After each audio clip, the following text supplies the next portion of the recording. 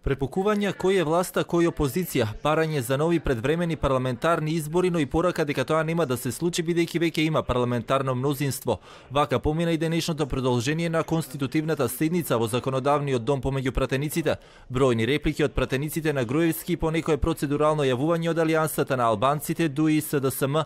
На седницата присуствуваше и лидерот на СДСМ Зоран Заев, кон кого пратениците од ВМРО ДПМН упатуваа прашања кои најмногу се однесуваа на платформата на албанските партии. Народот треба да се праша, а токму тоа е ние што велиме, народот да го прашаме за најновиве постизборни политички измами. Значи, по истата логика по која што вие велите, велиме и ние.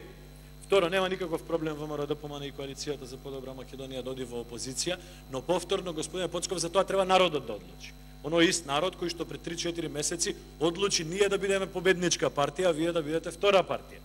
Така да не ги мешаме работите. 18 дена дебата меѓу пратениците на ВМРО ДПМН, реплики, контрареплики сами со себе. Не повикувате за некои одговори.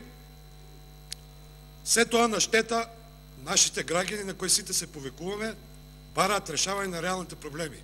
Земјоделците бараат исплата на субвенциите, цела Македонија земјоделците бараат решавање на штетите од невремето кое беше пред 5-6 дена.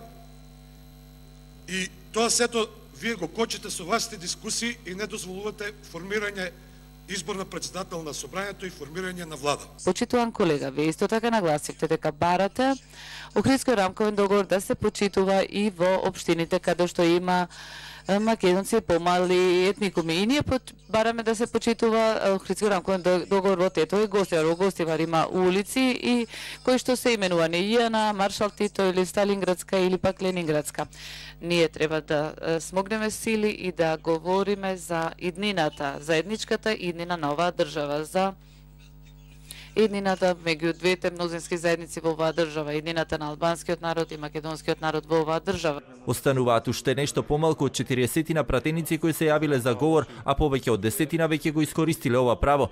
И додека ВМРО ДПМН се почесто инсистираат на нови предвремени парламентарни избори, од СДСМ велат дека секој ден очекуваат да биде избран нов собраниски спикер.